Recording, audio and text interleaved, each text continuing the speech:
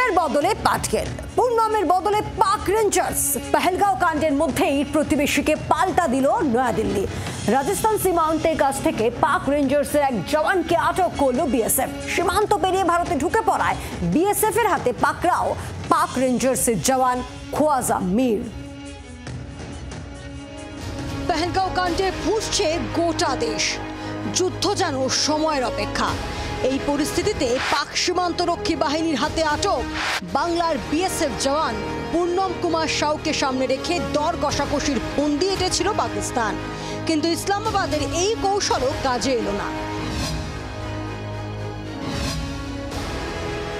এবার পাক সীমান্তরক্ষী বাহিনী পাক রেঞ্জার্সের এক জওয়ানকে আটক করল বিএসএফ।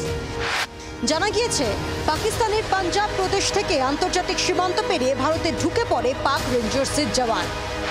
রাজস্থানের শ্রী গঙ্গানগর সীমান্ত থেকে তাকে আটক করে বিএসএফ। পহেলগাঁওয়ে জঙ্গি হামলার পরের দিন অসাবধানতাবশত আন্তর্জাতিক সীমান্ত পেরিয়ে পাকিস্তানে ঢুকে পড়েন পূর্ণম কুমার সাউ। 23 এপ্রিল থেকে পাক রেঞ্জার্সের হাতে বন্দী রিশরাবাসী এই বিএসএফ জওয়ান। একাধিক ফ্ল্যাগ মিটিংয়ের পরেও তাকে ছাড়তে ইতিবাচক কোনো বার্তা দেয়নি ইসলামাবাদ। সামরিক বিশেষজ্ঞদের একাংশের মতে, পহেলগাঁও পরবর্তী উত্তেজনার আবহে পূর্ণমকে দরাদরির অস্ত্র হিসেবে ব্যবহার করতে চাইছে পাকিস্তান।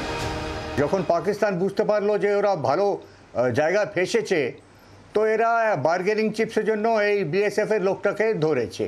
দেখি নেগোশিয়েট করে কতটা চাপ কমানো যায়। পাক রেঞ্জার্সের এক জওয়ান বিএসএফ এর জালে ধরা পড়ায় পূর্ণমের ছাড়া পাওয়ার সম্ভাবনা বাড়ল বলেই মনে করছেন সামরিক বিশেষজ্ঞরা। পিএলএ মেট্রো রিপোর্ট, জি 24 ঘন্টা।